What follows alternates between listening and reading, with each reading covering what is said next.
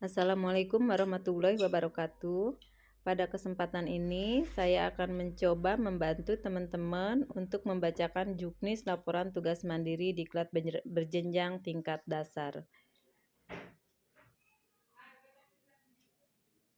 Nah, setelah kemarin kita melaksanakan kegiatan tatap muka dan pembelajaran mandiri pada LMS, sekarang kita proses yaitu penyusunan tugas mandiri. Nah, peserta yang telah melaksanakan tugas mandiri mengunggah laporan ke dalam LMS sesuai dengan sistematika laporan pelaksanaan dan tepat waktu sesuai jadwal yang ditentukan. Adapun sistematika laporan tugas mandiri adalah sebagai berikut.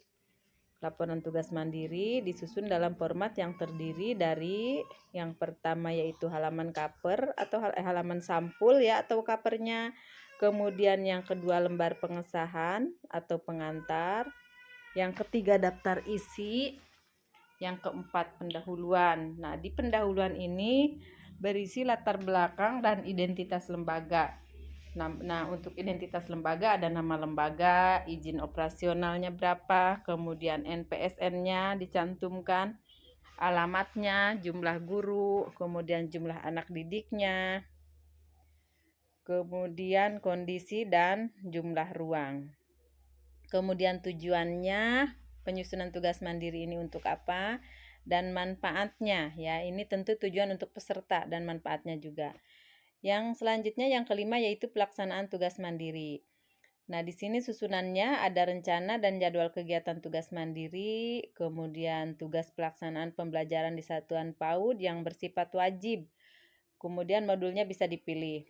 Yang ketiganya tugas pelaksanaan pembelajaran di satuan PAUD bersifat pilihan. Modul bisa dipilih. Kemudian juga pelaksanaan tugas mandiri berupa kegiatan gugus. Nah, di sini LPD bersama pengajar wajib menyampaikan tugas mandiri dalam bentuk keterlibatan di gugus, ya, di gugus PAUD sebelum kegiatan tahap pendalaman materi berakhir. Kemarin sudah disampaikan ya untuk beberapa kegiatan yang harus dilaksanakan. Kemudian pengajar atau pembimbing praktik diharapkan terlibat ya dalam kegiatan gugus dan mendata kehadiran peserta diklat dengan mengecek daftar hadir kegiatan gugus. Ini keterangan tugas mandiri yang harus dilampirkan pada tugas mandiri. Yang pertama yaitu ketentuan penulisan laporan tugas mandiri.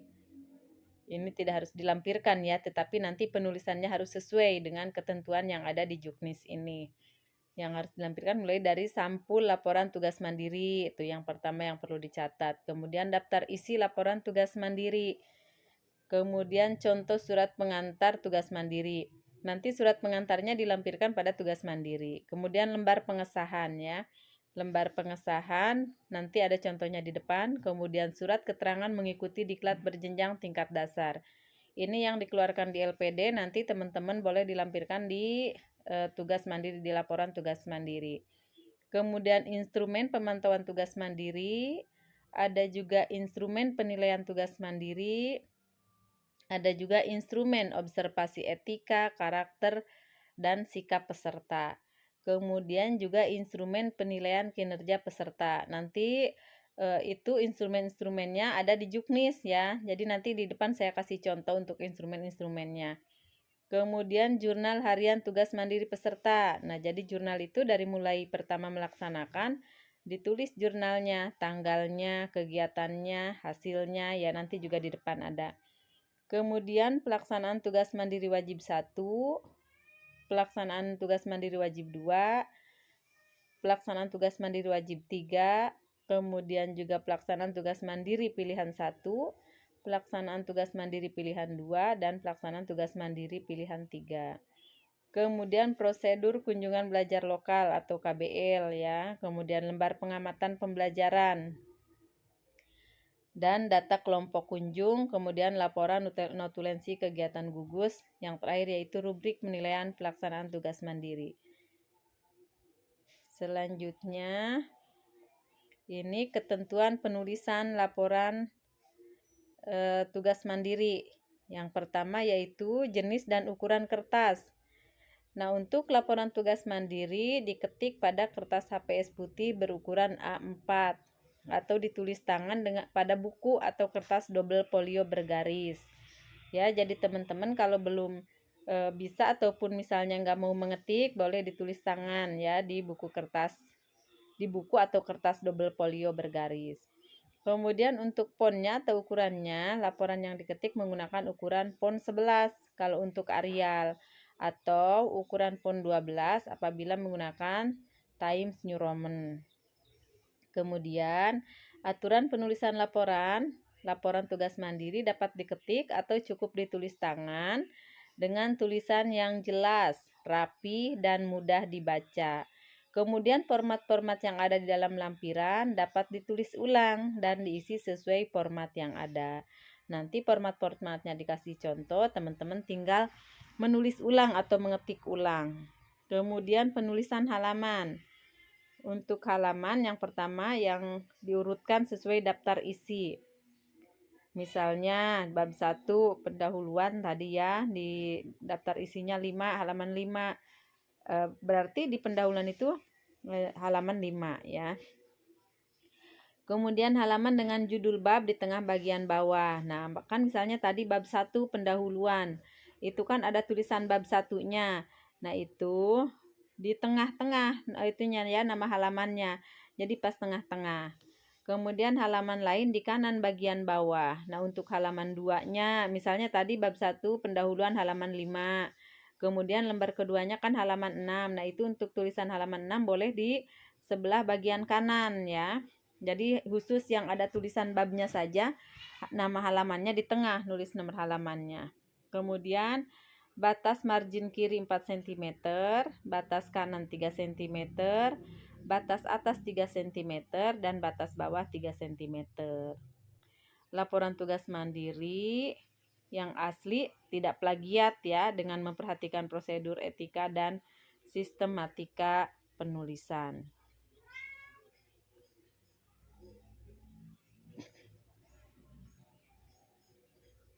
Ini contoh sampul laporan tugas mandiri. Kita tulis judulnya Laporan Tugas Mandiri Diklat Berjenjang Tingkat Dasar bagi Pendidik PAUD.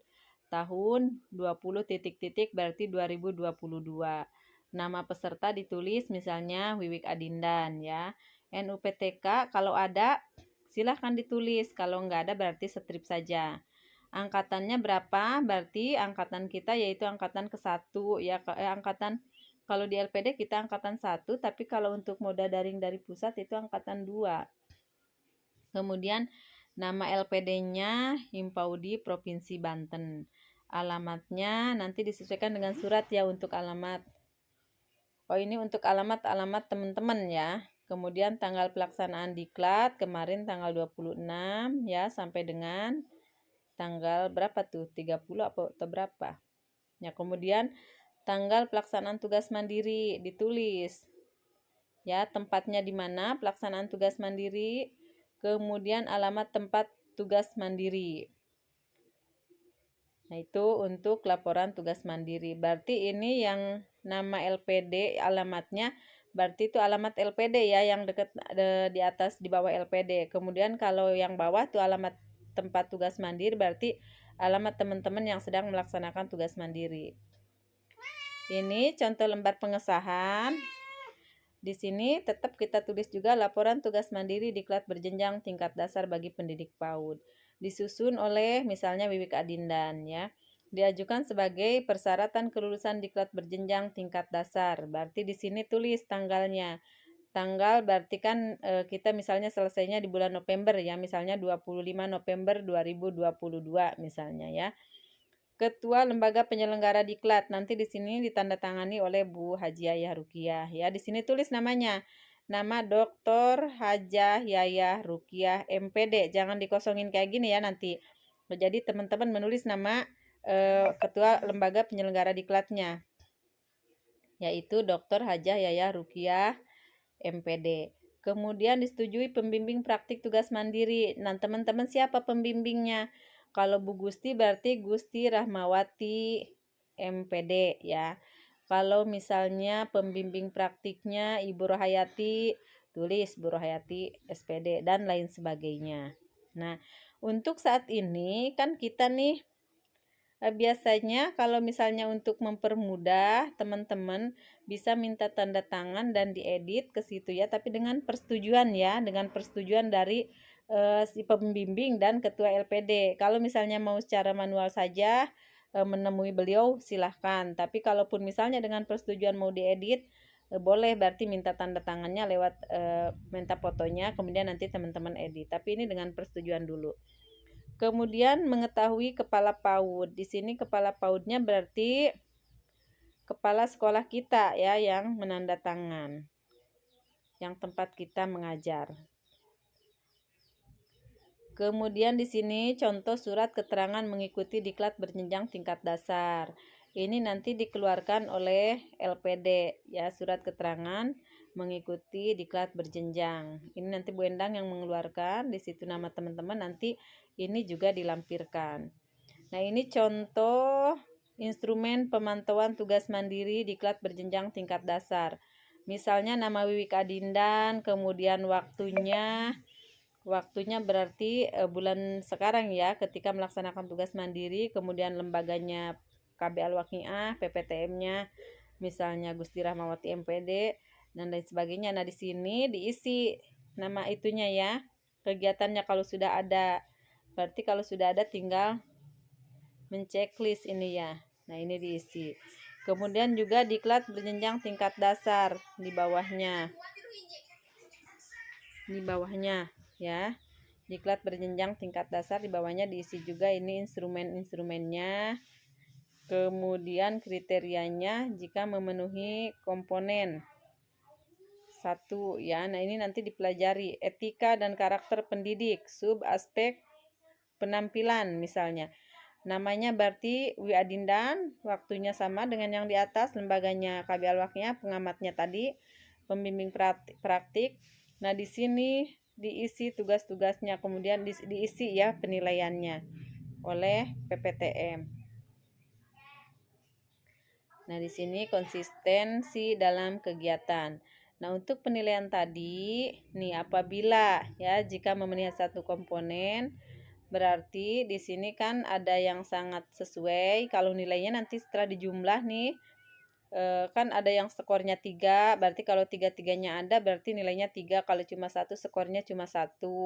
Nah, nanti itu dijumlahkan, kemudian masuklah penghitungan ya. Kalau misalnya di sini nilainya jumlahnya 33 berarti sempurna, yaitu sangat sesuai.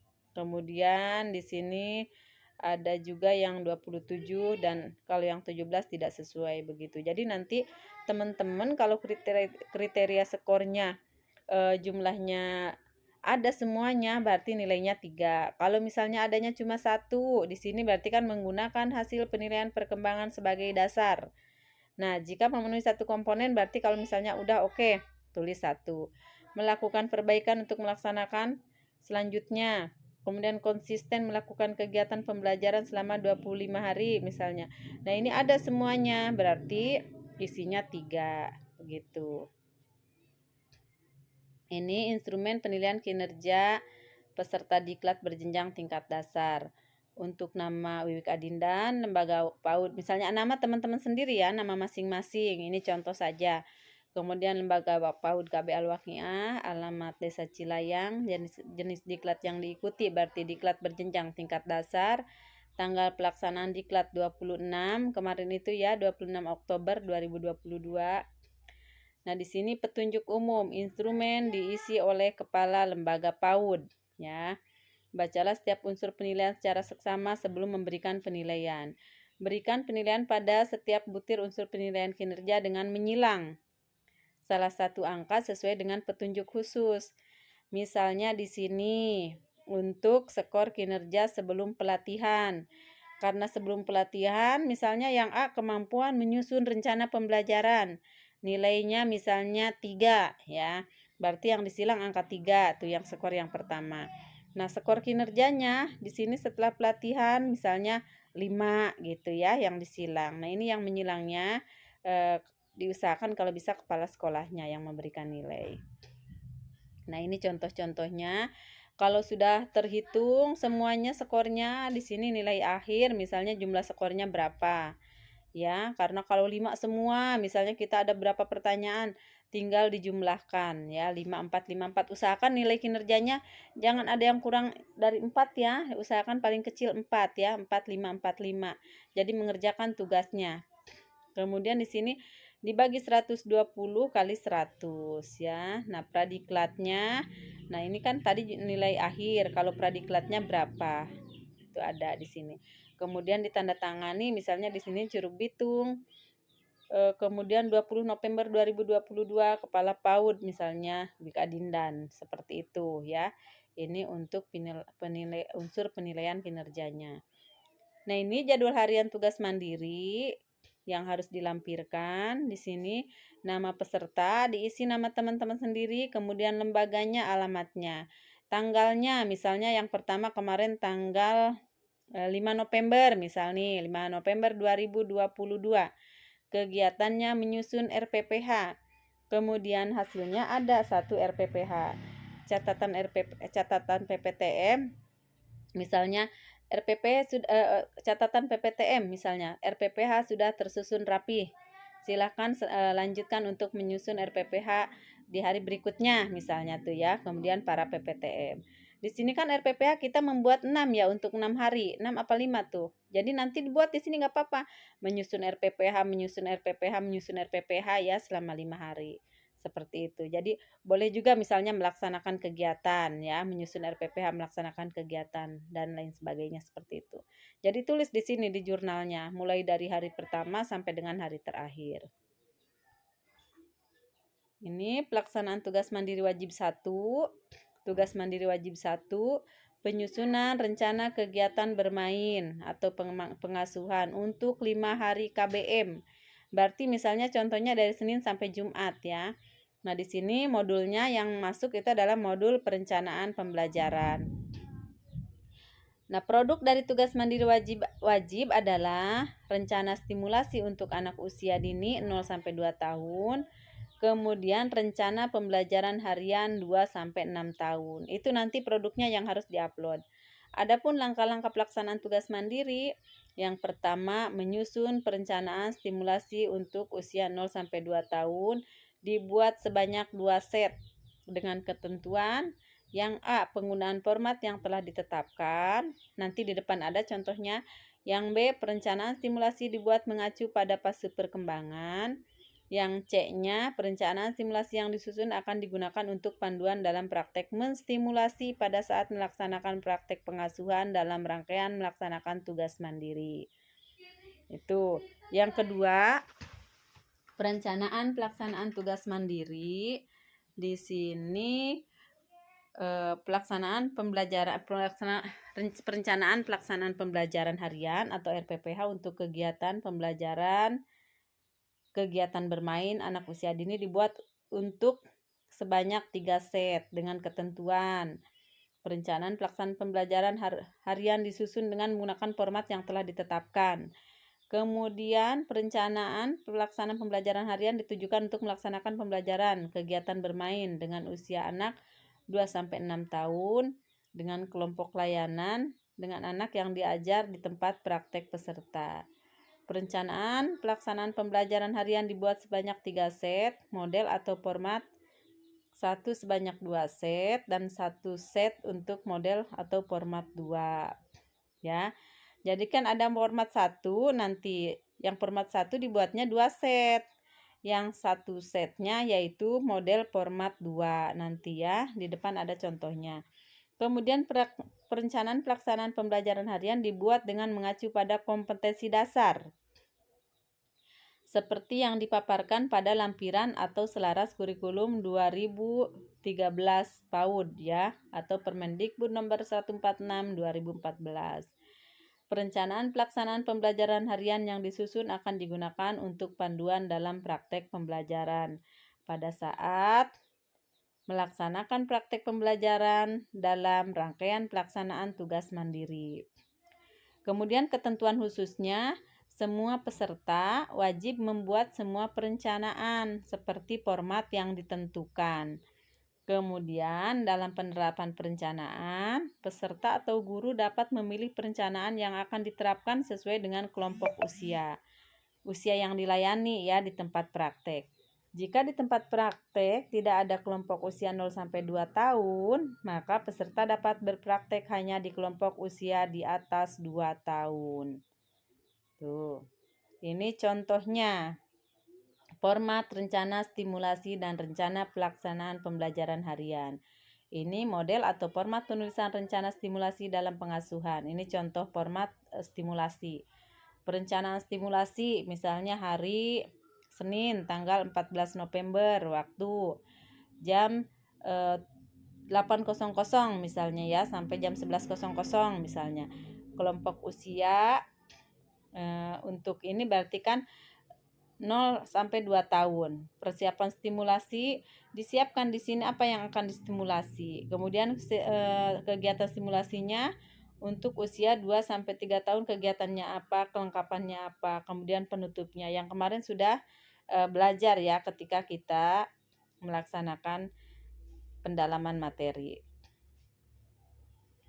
Ini contoh RPPH model 1.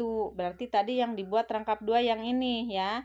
Ada rangkap 1, ada yang rangkap 2. Ini yang membuat model 1 ini membuat 2 katanya tadi. Jadi rencana pelaksanaan pembelajaran harian. Di sini contoh semesternya, semester 1 misalnya bulannya bulan November, minggunya minggu keberapa ya, minggu ke-1 misalnya. Kelompok usia misalnya 4 sampai 5 tahun misalnya. Tema atau sub-sub tema misalnya temanya tanaman misalnya, subtemanya apa ini misalnya singkong ya. Nah, seperti itu. Kemudian di sini nilai agama dan moral KD-nya berapa, bahasanya apa, fisik motorik, kognitif, seni. Ditulis boleh dengan menggunakan kodenya saja ya. Misalnya rasa ingin tahunya tinggi berarti dia masuk ke apa tuh sosial emosional ya, berarti misalnya 2.1 misalnya. Nah, seperti itu. Kemudian materinya apa nanti yang akan dibahas, alat dan bahannya ditulis di sini ya, ditulis semua alat dan bahannya. Kemudian kegiatan sebelum pembelajaran jam berapa sampai jam berapa ditulis di sini kegiatannya. Kegiatan pembukaan dari jam berapa sampai jam berapa ditulis, kemudian apa kegiatannya. Itu. Kita lanjut. Ini kegiatan intinya. Kegiatan inti dari jam berapa sampai jam berapa, ada di sentra mana, pakainya model pembelajarannya apa. Apakah model sentra atau area atau sudut atau kelompok ya. Misalnya kalau sulit menentukan, saya pakai kelompok saja. Misalnya boleh ya, di sini berarti yang sentra, area dan sudutnya dicoret ya. Karena kalau untuk sentra berarti kan kita harus menyiapkan beberapa tempat, misalnya ada sentra balok, sentra bahan alam dan lain sebagainya. Begitupun area dan sudut hampir mirip ya. Kemudian istirahatnya ditulis jam berapa sampai jam berapa, kegiatannya apa saja ketika istirahat. Misalnya toilet training, atau misalnya membuka bekal bersama dan lain sebagainya ditulis di sini. Kemudian kegiatan penutup berarti kan ini dari jam berapa sampai jam berapa, kegiatannya apa ya, misalnya penguatan ketika tadi kegiatan pembelajaran di awal. Itu ditulis semuanya di situ. Karena ini sebagai bahan kita nanti akan melaksanakan kegiatan pembelajaran. Nah, jangan lupa rencana penilaian juga ditulis ya. Di sini ada programnya, program pengembangan, misalnya nilai agama dan moral. KD-nya berarti misalnya 1.1 atau 1.2. Kemudian indikator yang ingin dicapainya apa. Tadi udah ditulis yang di atas itu ya di KD RPPH. Kemudian nama anaknya siapa aja, misalnya A B C D E F G H I J K L M N ya di sini. Kemudian di sini BSH ini kan baru rencana doang ya, jadi jangan dulu diisi. Nanti ketika penilaian diisinya. Nah, ini model format 2. Ini yang tadi diisinya membuat 1 ya untuk yang ini. Nah, jadi ini format RPPH model 2. Semuanya sebenarnya hampir sama, cuma ini langsung di 5 harikan ya. Hari pertama misalnya Senin, kegiatannya apa, hari kedua apa, hari ketiga apa, hari keempat dan hari kelima. Di sini kegiatannya juga nanti kegiatan sebelum main, kemudian pembukaan, inti, penutup, semua ditulis. Jangan lupa untuk itu kompetensi dasarnya, kemudian identitas programnya, semuanya diisi. Nah, ini misalnya mau di kelompok apa sentra atau area modelnya ya, karena model pembelajaran banyak sekali. Nah, teman-teman menggunakan model pembelajaran yang mana? Silahkan dipilih. Di sini pilihannya ada 4, ada sentra, area, sudut, dan kelompok. Kalau misalnya pakai sentra, boleh berarti yang lainnya dicoret ya. Kemudian istirahat sama seperti tadi, kegiatan penutupnya juga sama, cuma beda. Ini beda di formatnya saja. Rencana penilaian juga sama. Di sini ada nama anaknya dan lain sebagainya. Kemudian pelaksanaan tugas mandiri wajib 2. Tadi wajib 1 ya. Nah, tugas mandiri wajib 2 pelaksanaan KBM, belajar melalui bermain. Modulnya ini modul di cara belajar anak usia dini dan modul perlindungan keselamatan dan keamanan anak. Nah, untuk meningkatkan pemahaman dan keterampilan peserta diklat terkait materi cara belajar anak usia dini, tugas peserta selanjutnya adalah tugas mandiri. Bentuk tugas mandiri yang terkait dengan modul cara belajar anak usia dini yaitu melakukan kegiatan belajar mengajar ya melalui bermain karena di kelompok bermain ataupun di PAUD ya selama 35 JPL. Berarti 35 JPL ini 5 hari. Tugas mandiri ini adalah bagian dari tugas mandiri wajib. Tugas mandiri yang harus dilakukan yaitu ya di sini yang pertama mengidentifikasi kebutuhan main anak sesuai dengan format sebagaimana terlampir. Kemudian mengidentifikasi alat permainan edukatif yang sesuai dengan usia anak yang dilayani sesuai dengan format sebagaimana terlampir juga. Kemudian menyiapkan minimal 4 kegiatan main dalam 1 hari. Jadi misalnya kita temanya misalnya mau buah-buahan atau mau apa nih tanaman sama aja ya itu boleh buah-buahan boleh tanaman lainnya. Misalnya kita temanya jeruk ya. Nah, pada kegiatan main di sini harus kita membuat 4 kegiatan main. Misalnya kegiatan 1 kolase buah jeruk misalnya ya. Untuk kegiatan yang kedua misalnya montase buah jeruknya misalnya. Dan untuk yang kegiatan yang ketiga misalnya boleh menggunting dan menempel misalnya buah jeruk. Kemudian kegiatan yang keempat misalnya mengelompokkan buah jeruk ya misalnya. Nah, itu 4 kegiatan main harus ada ya dalam 1 hari. Jadi jangan hanya 1 hari, jangan hanya 1 kegiatan misalnya kegiatannya tadi montase buah jeruk, udah itu saja 1. Jadi tidak, jadi harus ada 4 kegiatan ya yang disiapkan oleh teman-teman.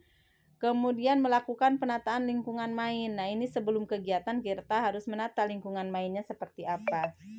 Jadi tadi kegiatan-kegiatan main kita siapkan di meja untuk berapa orang, misalnya untuk 4 orang, berarti kita siapkan 4 orang, kursinya 4 ya. Kemudian di meja yang satunya misalnya kegiatan mainnya apa, kita siapkan juga alat dan bahannya di situ. Kemudian anaknya di situ disiapkan kursinya untuk anak nanti belajar atau bermain seperti itu. Kemudian melaksanakan pembelajaran dengan menggunakan metode mendongeng, bernyanyi dan gerak dan lagu. Itu. Kemudian nama kegiatan di sini diisi kegiatan main untuk 6 hari ya, minimal 4 kegiatan tadi ya, 4 kegiatan main yang berbeda. Usianya diisi usia yang sesuai dengan kegiatan main tersebut. Kelompoknya pilih salah satu model pembelajaran. Ya, misalnya kelompok, sentra atau area ya. Yang sudah biasa ada di lembaga teman-teman ya, karena ini untuk kegiatan ini dilaksanakan boleh di lembaga masing-masing. Adapun nih kegiatan belajar mengajar yang dilakukan adalah yang harus dimasukkan ke dalam tugas mandiri. Yang pertama yaitu dokumentasi foto saat KBM ya, kemudian dokumentasi foto APE-nya. Ini jangan lupa ya saat KBM semua guru-guru atau peserta diklat harus dipoto. Kemudian dokumentasi APE-nya juga harus dipoto ya. Alat main tadi beberapa jenis mainnya juga dipoto ya. Kemudian pelaksanaan tugas mandiri wajib 3. Tugas mandiri wajib 3, kegiatan pembiasaan hidup bersih dan sehat. Berarti ini modul kesehatan gizi. Nah, untuk meningkatkan pemahaman dan keterampilan peserta diklat terkait materi kesehatan dan gizi, peserta memiliki tugas setelah tahap pendalaman materi yaitu tugas mandiri. Bentuk tugas mandiri yaitu melakukan pendampingan implementasi perilaku hidup bersih dan sehat dengan 21 JPL ya. Tadi 35 JPL ya, sekarang 21. Berarti selama 3 hari. Rincian tugasnya, menyusun jadwal kegiatan pendidikan keorangtuaan, pembiasaan mencuci tangan, menggosok gigi, pendampingan makan dan minum, serta pemanfaatan status gizi anak. Kemudian melakukan pendidikan keorangtuaan, parenting education, tentang gizi anak, perilaku hidup bersih dan sehat. Kemudian ini berarti kan parenting itu kita mengumpulkan orang tua, kemudian kita di situ mengedukasi ya peserta, itu wali murid kita yang kita kasih edukasi. Kemudian membiasakan anak mencuci tangan, ini berarti kepada anak. Membiasakan anak menggosok gigi, berarti boleh praktek menggosok gigi nanti di sekolah ya. Membimbing anak makan dan minum, memantau status gizi anak dengan melakukan penimbangan berat badan anak, melakukan pengukuran tinggi badan anak, membaca hasil pengukuran berat badan terhadap umur, membaca hasil pengukuran tinggi badan terhadap umur, membuat uraian pelaksanaan kegiatan poin 2 sampai dengan 6 mulai dari persiapan, pelaksanaan dan hasil kegiatan, disertai foto-foto pelaksanaan kegiatan. Jangan lupa ya dokumentasi foto-foto yang nanti dilampirkan di tugas mandiri. Ini pelaksanaan tugas mandiri 4. Tugas mandiri wajib 4, melakukan penilaian perkembangan anak. Nih jangan lupa ya, modul penilaian. Jadi untuk meningkatkan pemahaman dan keterampilan peserta diklat berjenjang tingkat dasar terkait materi penilaian perkembangan anak, peserta memiliki tugas setelah tahap pendalaman materi yaitu tugas mandiri. Bentuk tugas mandiri yaitu melakukan penilaian perkembangan anak minimal 2 anak ya, dengan 21 JPL selama 3 hari. Hanya 2 anak saja ya. Jadi tidak harus semua. Kita misalnya punya anaknya 12, berarti kita yang kita nilai hanya 2 anak saja. Ini untuk contohnya, ini checklist penilaian perkembangan. Ini yang contoh checklistnya. Ya, kemudian ini checklistnya contoh misalnya kelas B, harinya hari Senin misalnya 14 November. Nah, di sini perkembangannya apa, kompetensi dasarnya apa, indikatornya apa yang dinilai, nama anaknya. Nama anak berarti di sini cukup 2 saja ya, jangan banyak-banyak. Nah, ini untuk anekdot. Anekdotnya juga harus ada ya, misalnya di sini ada Ani, tempatnya di ruang tamu, waktunya 9.45, peristiwanya atau perilakunya apa. Nah, di sini kita simpulkan capaian perkembangan apa yang dicapai, masuk ke KD berapa aja. Nah, ditulis di sini kemudian kita nilai juga. Ini catatan anekdot ya, yang formatnya nama anak, tempat, waktu, peristiwa, dan capaian perkembangan. Selanjutnya yaitu contoh pencatatan hasil karya anak. Nah, di sini ada identitasnya, nama anaknya, kemudian periodenya bulan apa, kelasnya apa, tahunnya berapa. Di sini kegiatannya kita foto, capaian apa ketika si anak misalnya di sini contohnya kan bermain balok bersama temennya. Nah, ada capaian perkembangannya apa saja, kemudian ditulis ya, kemudian ada penilaiannya juga, BSH, MB, BSB atau MB ya, atau BB, di sini boleh penilaiannya. Nah, ini untuk penilaian hasil karya atau gambar atau coretan atau tulisan dan lain-lain. Boleh di sini ditulis, ditempelkan. Kalau tadi kan berarti gambar ya. Nah, kalau coretan juga coretan anak seperti apa boleh dipoto ditempelkan, atau tulisan juga boleh dipoto ditempelkan di situ. Kalau tadi kan kegiatan, waktu kegiatan dipoto. Kemudian pelaksanaan tugas mandiri pilihan, tadi wajib itu 4 semuanya harus dikerjakan. Kalau untuk pilihan, di sini tugas mandiri pilihan 1, identifikasi perkembangan anak, modul perkembangan anak dan anak dengan kebutuhan khusus. Nah, untuk meningkatkan pemahaman dan keterampilan peserta diklat terkait materi perkembangan anak usia dini, tugas selanjutnya adalah tugas mandiri yang itu melakukan Mengidentifikasi perkembangan anak 21 JPL. Ini kalau mau memilih tugas mandiri pilihan 1. Langkahnya, lakukan observasi terhadap minimal 2 anak. Catat hasil pengamatan perkembangan anak pada lembar pengamatan harian. Ikuti perkembangan anak yang sama namun pada hari yang berbeda. Cocokkan dengan tahapan perkembangan anak sesuai usianya. Kemudian identifikasi apakah ada anak yang memiliki perkembangan yang tidak sesuai dengan usianya. Kemudian catat jika ada anak yang memiliki hambatan dalam perkembangan. Adapun belangko isian digandakan dan dimasukkan ke dalam laporan tugas mandiri. Ini contoh lembar pengamatan ya. Misalnya nama anaknya Hilda, tanggal pengamatannya 14 November, kelompok usianya misalnya 5 tahun. 4 sampai 5 tahun misalnya. Di sini nilai agama dan moral, perkembangan anak yang diamati, misalnya apa nih perkembangannya? Misalnya anak tadi ya, untuk aspek moral nilai agama ada di KI 1 ya, dengan itu apa 1.1 dan 1.2. Kemudian nanti teman-teman di sini tulis bahasanya apa, kognitifnya apa, pengamatan terhadap nama Hilda tadi. Ditulis di perkembangan anak yang diamatinya. Kemudian lembar pengamatan harian, di sini nama anaknya siapa, kemudian minggu keberapa, bulan keberapa, kelompok usianya, aspek perkembangannya, perkembangan anak yang dicapai, dan kesesuaian dengan STPPA. Ditulis juga di sini aspek perkembangan apa yang dicapai ya. Kelima aspek perkembangan tadi. Nah, yang pilihan 2-nya di sini penjelasan tentang tugas mandiri interaksi positif guru dengan anak. Ya, di sini berbicara dengan suara rendah, menatap mata anak dengan tatapan bersahabat, menggunakan bahasa tubuh ramah anak ya. Langkah-langkah yang dapat dilakukan, berbicara, kemudian mencontohkan. Catatlah dalam format dengan contoh sebagai berikut ya. Kegiatan anak sedang makan bekal pada jam makan. Ini contohnya. Nah, di sini potensi masalah, berebut ingin lebih dulu mengambil, aspek perkembangan sosial emosional. Kemudian dukungan gurunya mengingatkan anak untuk bersabar menunggu giliran. Sabar ya nak, silahkan membuat antrean. Nah, seperti itu contohnya.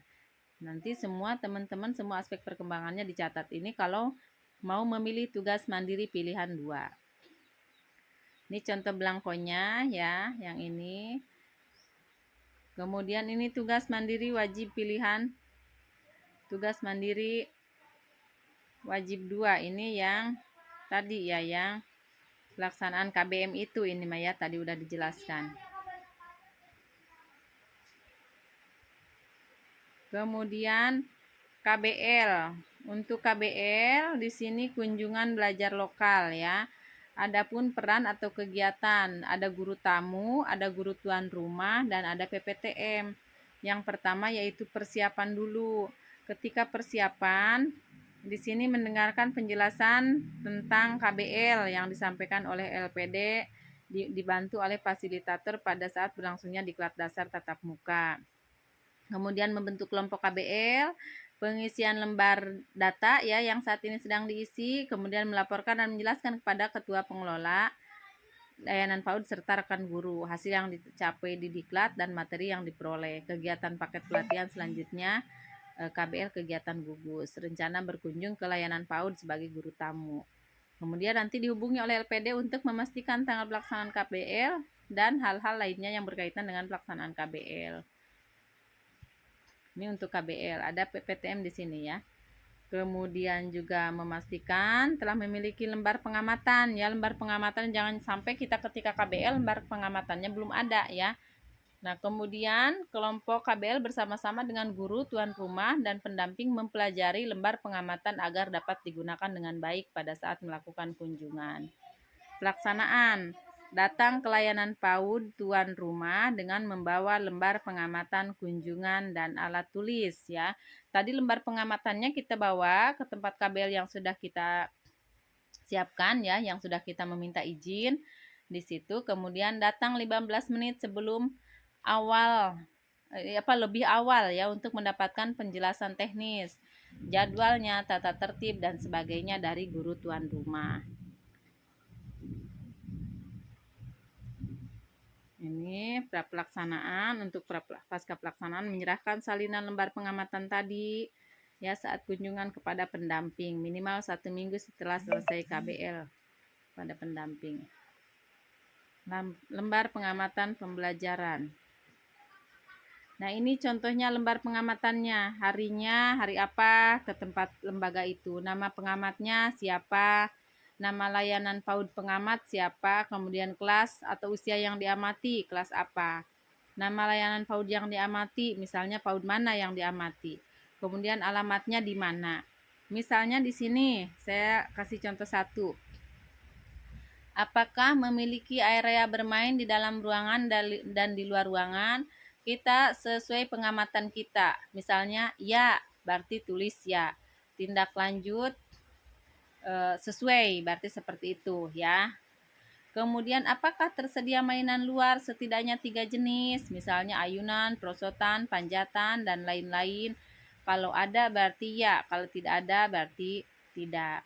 Kalau tindak lanjut, misalnya karena ayunan misalnya catnya sudah mengelupas atau bagaimana, tindak lanjut akan dilakukan misalnya merapihkan dan lain sebagainya, merapihkan tempat main dan lain sebagainya. Seperti itu ya, untuk tindak lanjutnya boleh sesuai atau boleh kata-kata yang lainnya. Itu contoh-contoh lembar pengamatan yang harus dibawa ketika KBL. Jadi kita KBL hanya mengamati sekolah yang akan kita datangi dan ditulislah di format-format yang sudah kita siapkan ya, format pengamatan yang sudah kita siapkan. Nah, untuk KBL itu yang poin A berkaitan dengan modul komunikasi dan pengasuhan. Poin B berkaitan dengan modul perkembangan anak. Poin C, D, E berkaitan dengan modul cara belajar anak usia dini ya. Kemudian poin E-nya berkaitan dengan modul kesehatan dan gizi. Jadi itu hampir mencakup semuanya ya, A, B, C, D, E, F ya poin-poinnya. Ini pengamatan terhadap kompetensi gurunya ya di sini. Ini juga harus diamati, misalnya apakah terlihat guru aktif memfasilitasi si anak belajar? Nah, di sini kita ya atau tidak tinggal diisi. Data kelompoknya. Nah, data kelompok ibu-ibu misalnya data kelompoknya apa, teman-teman? Misalnya nama kelompok kunjung apa?